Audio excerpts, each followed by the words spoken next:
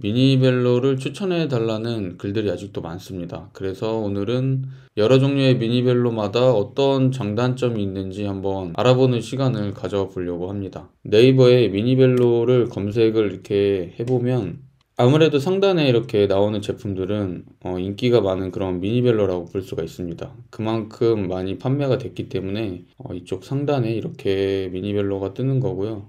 일단 쭉 보게 되면 첫 번째 이런 것들은 일단 광고로 이렇게 나오는 제품들이기 때문에 이렇게 생긴 미니벨로들은 넘어가고, 접이식 자전거 미니벨로 20인치 몬타그나 한번 보도록 하겠습니다.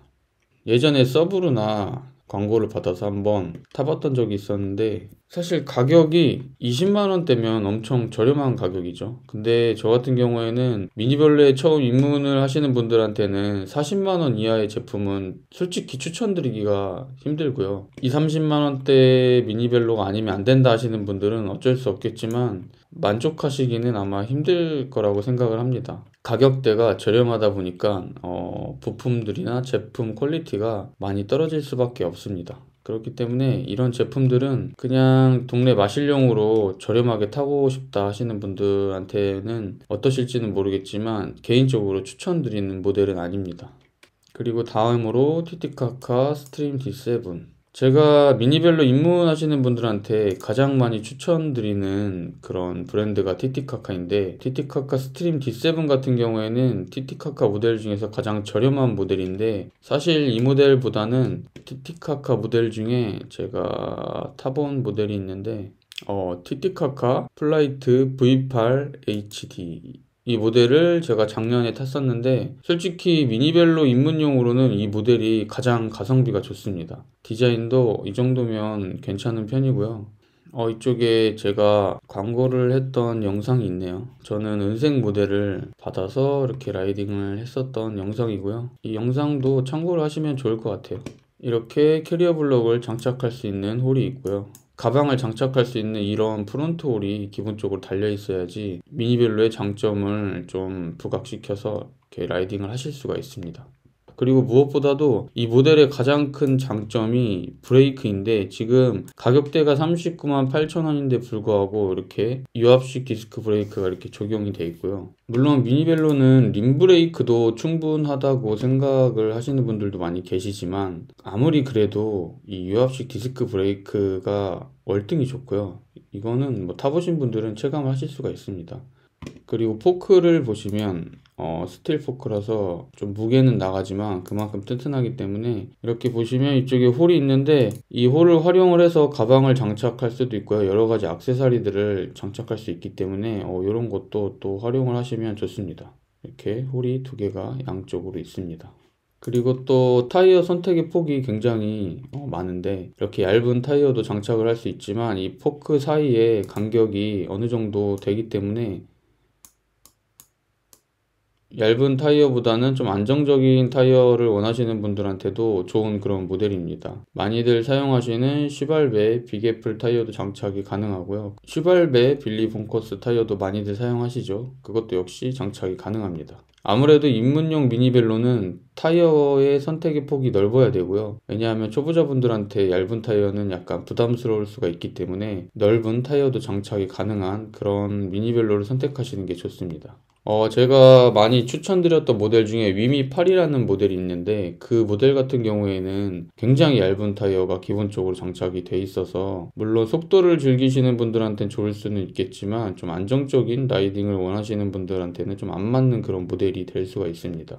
하지만 이 티티카카 플라이트 V8 HD 모델 같은 경우에는 그렇게 얇은 타이어는 아닌 것 같고요. 그리고 어느 정도 좀 넓이가 있는 그런 타이어가 장착이 되어 있기 때문에 안정적인 라이딩이 가능합니다. 그리고 시마노 알투스 드레일러가 이렇게 장착이 되어 있는데, 여러 가지 미니벨로를 타봤지만 시마노 알투스만 돼도 솔직히 체감하기 힘들 정도로 그냥 이 정도 드레일러면 쭉 타셔도 전혀 문제없는 그런 구성입니다. 울테그라나 듀라에이스 뭐 그런 드레일러를 장착을 했다고 하더라도 체감상 느끼기 정말 힘든 부분이 있기 때문에 장고장 없이 변속이 잘 되는 그런 드레일러가 저는 좋은 드레일러라고 생각을 합니다. 그리고 이렇게 보시면 유압 디스크 브레이크가 장착이 되어 있는데 가격대가 30만원대이다 보니까 등급이 그렇게 높은 제품은 아니지만 아무리 등급이 낮은 유압 디스크 브레이크라고 하더라도 림 브레이크보다는 훨씬 좋은 그런 성능을 내기 때문에 이것도 역시 큰 장점이라고 할 수 있습니다.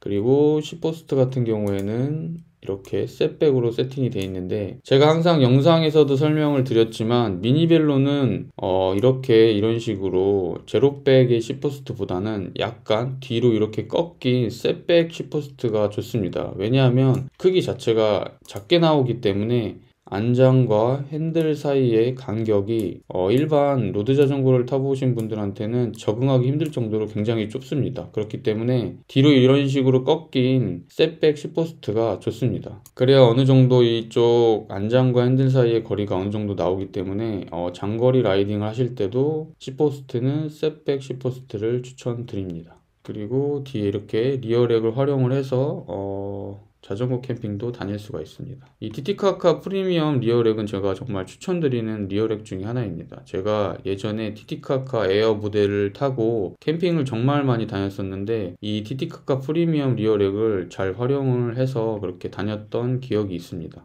이 모델 같은 경우에는 아쉽게도 그 폴딩 좌석이 기본으로 설치가 되어 있지 않아서 이렇게 반으로 접었을 때 고정이 되지 않는 부분은 좀 아쉬웠습니다. 반접이식 미니벨로인데 왜 폴딩 좌석이 없는지 그건 조금 의문이더라고요. 이것도 좀 적용을 한다면 제가 봤을 때는 입문용 미니벨로로는 가장 가성비가 좋은 그런 모델이라고 할 수가 있습니다. 이거는 좀 개인적인 생각인데 아무래도 반접이식 미니벨로다 보니까 이쪽이 프레임이 접히죠. 그렇기 때문에 이렇게 약간 곡선이 지게 되면 위에서 이렇게 하중을 눌렀을 때 곡선형으로 된 그런 모양이 좀 강하게 버티지 않나 개인적으로 좀 그렇게 생각을 하고 있습니다.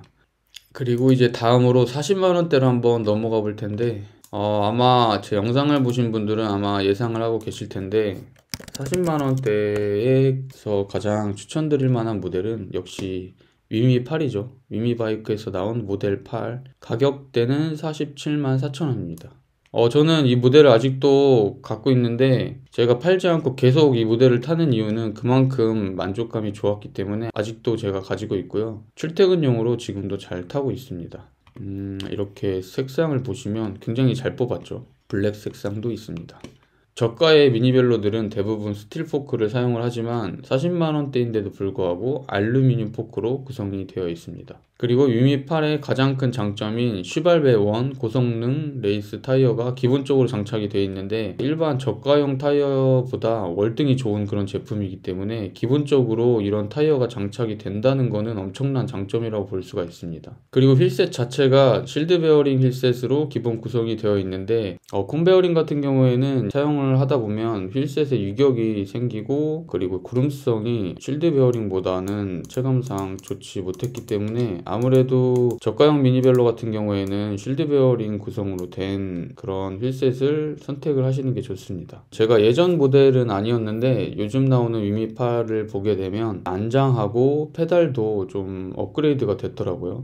국민 안장이라고 불리는 EC90이라는 안장과 굉장히 비슷한 그런 디자인으로 되어 있기 때문에 이렇게 딱 봐도 제가 사용을 해보진 않았지만 편할 것 같다는 그런 느낌이 드네요. 제가 예전에 위미8 영상을 올렸을 때 기본적으로 교체해야 된다고 했던 부품들이 안장하고 그리고 그립 이렇게 페달이었는데 요즘 나온 위미8 같은 경우에는 교체를 할 필요가 없어지게 된 거죠. 왜냐면 기본적으로 이렇게 안장과 그립과 페달이 이렇게 바뀌어서 나왔기 때문에 페달도 저가형 미니벨로 같은 경우에는 페달이 굉장히 품질이 떨어지는데 이 정도 구성의 페달이면 쭉 쓰셔도 괜찮을 것 같습니다. 폴딩 좌석이 기본적으로 장착이 되어 있고 핸들 포스트가 안쪽으로 접히는 그런 방식이기 때문에 훨씬 더 깔끔한 그런 폴딩 크기가 나옵니다. 그리고 트렁크에 적재를 했을 때도 드레일러 파손 없이 눕힐 수가 있고요. 이 부분이 저는 위미8을 타면서 굉장히 좀 좋았습니다. 그리고 제가 이 위미8을 타면서 가장 아쉬웠던 부분이 예전에도 제가 말씀을 드렸었는데 이 핸들 포스트인데, 이 안장과 핸들 사이의 간격을 넓히기 위해서 이 핸들 포스트를 교체를 하려고 했는데 이 핸들 포스트가 일반적인 방식이 아니고 약간 브롬통 방식으로 되어 있기 때문에 이런 식으로 앞쪽으로 꺾여 있는 이런 핸들 포스트를 찾아서 튜닝을 하려고 했는데 12도로 꺾인 그런 핸들 포스트는 구하기가 어렵더라고요. 제가 못 찾는 걸 수도 있는데 핸들 포스트가 안쪽으로 삽입되는 그런 방식의 핸들 포스트가 적용이 되어 있고요. 반접이식 미니벨로에 가장 많이 쓰이는 그런 방식인데, 그냥 이렇게 삽입되는 방식이 아니라 이렇게 볼트로, 대왕 볼트로 고정하는 이런 방식이 저는 좋다고 생각을 하는 게, 아무래도 이렇게 각도가 꺾인 그런 제품들도 쉽게 구할 수가 있어서 이 부분이 조금 저는 아쉬웠습니다. 이렇게 실드 베어링 구성으로 되어 있죠. 그렇기 때문에 실제로도 구름성이 정말 좋습니다. 이 가격대에서는 가장 좋은 그런 구름성을 가지고 있습니다. 이 휠셋의 내구성에 대해서는 제가 내구성이 좋다라고 말씀을 드릴 수가 없는 게, 한번 스포크가 파손이 된 기억이 있기 때문에 내구성이 좋다고 말씀드릴 수는 없을 것 같고요. 이 검정색이 이렇게 보니까 또 굉장히 이쁘네.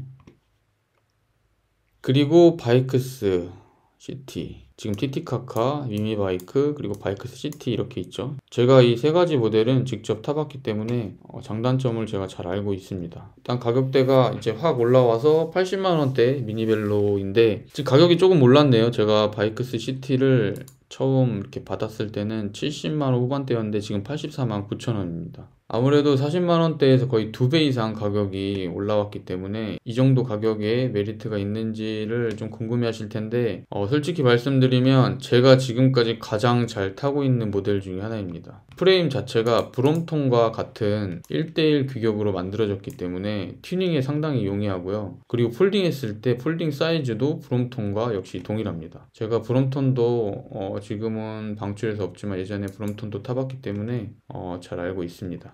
그리고 이 바이크스 CT의 장점이 이렇게 쭉 보게 되면 경첩 부위인데, 지금 경첩 부위가 나온 게 없나? 이 경첩 부위를 보게 되면 약간 공간이 이렇게 떠 있는 걸 볼 수가 있습니다. 굉장히 중요한 부분인데, 딱 물렸을 때 공간이 떠 있죠. 그렇게 되면 이 앞쪽이 물리게 되는데, 전체적으로 맞닿게 되면은 이 도장면이 다 까지게 되더라고요. 큐브 모델 같은 경우에는 이런 공간이 없고요. 물론 가격대가 저렴한 메리트는 있지만 이 공간이 이렇게 떠 있는 게 굉장히 중요한 부분이라고 할 수가 있습니다. 물론 유사 브롬톤이긴 하지만 가장 브롬톤과 좀 흡사하게 제작된 모델이 아닌가 그렇게 생각을 합니다. 그리고 이 도장의 퀄리티 부분도 상당히 좀 퀄리티가 좋게 이렇게 나왔고요. 그리고 이 로고 부분이 이 바이크스 시티의 그 시그니처 그런 로고인데, 이 로고 하나 때문에 이 전체적인 프레임이 굉장히 세련되게 좀 보이더라고요. 그래서 이 부분은 정말 유사 브롬톤이라는 생각이 들지 않게 정말 고급스러운 그런 좀 포인트가 되는 부분이라고 생각을 합니다. 6단이 기본 구성이지만 이 휠셋은 7단까지 기본으로 지원을 하기 때문에 7단에 28T로 세팅을 하시는 걸 개인적으로 추천을 드리고요. 그리고 개인적으로 제가 좀 아쉬웠던 부분이, 이쪽 부분을 보게 되면 도장이 돼 있죠, 이렇게. 근데 저는 이게 조금 왜 이렇게 했나 좀 의문이 드는 게, 어차피 림브레이크 같은 경우에는 브레이크를 잡다 보면 이 도장 부분이 날아가기 때문에 굉장히 지저분해 보일 수가 있어서 그냥 이 부분은 그냥 은색으로 놔두고 검정 테두리로 가는 게 낫지 않나, 그게 제 개인적인 생각인데, 제가 지금 타고 있는 모델도 보게 되면 이 부분이 완전 지금 도장면이 다 없어져서 지금 지저분한 상태인데, 이거는 차후에라도 좀 바뀌었으면 하는 그런 바람입니다. 시포스트를 좀 제가 얘기를 안 할 수가 없는데, 제가 영상으로도 한번 말씀을 드렸던 적이 있었는데, 제발 이 펜타클립 방식의 시포스트는 다른 방식으로 좀 갔으면 하는 개인적인 바람이 있습니다. 지금 이 부분인데, 이게 브롬톤과 같은 펜타클립 방식으로 지금 구성이 되어 있습니다. 구조상 이 펜타클립 방식 같은 경우에는 아무리 꽉 조여도 이 안장이 손으로 이렇게 잡고 흔들어 보면 안장에 유격이 있습니다. 이 펜타클립 방식 때문에 저는 그렇다고 생각을 하는데, 굳이 왜 이런 방식을 고집을 하는지 저는 조금 이해가 안 되더라고요. 그래서 제가 이 바이크스 CT를 수령하자마자 바로 시프트를 셋백, 그냥 일반적인 그런 구성으로 교체를 했습니다. 그리고 이 방식은 카본 레일 안장을 또 장착을 할 수 없기 때문에 그런 단점도 있습니다. 그리고 뭐 지금 이 바이크스 시티 같은 경우에는 워낙 완성도가 좋게 나온 그런 미니벨로라서 제가 말씀드린 것 빼고는 딱히 단점을 찾아볼래야 찾아볼 수가 없습니다. 아직도 미니벨로를 어떤 걸 사야 될지 모르겠다고 추천해달라는 글들이 정말 많습니다. 그래서 제가 이런 영상을 지금 찍고 있는 거고요. 뭐 TT카카, 플라이트 V8, HD, 그리고 미미바이크, 바이크스 시티. 지금 이 세 가지 모델은 제가 타본 미니벨로 중에 가장 좋았기 때문에 참고를 하시면 될 것 같아요. 제가 언급하지 않은 그런 모델들은 제 개인적으로 잘 알지 못할 뿐더러 추천드리지 않기 때문에 어떤 미니벨로를 구매를 해야 될지 모르겠다 하시는 분들한테 꼭 참고가 되셨으면 좋겠습니다. 그럼 오늘 영상은 여기서 마치도록 하겠습니다. 오늘도 끝까지 시청해주셔서 감사합니다.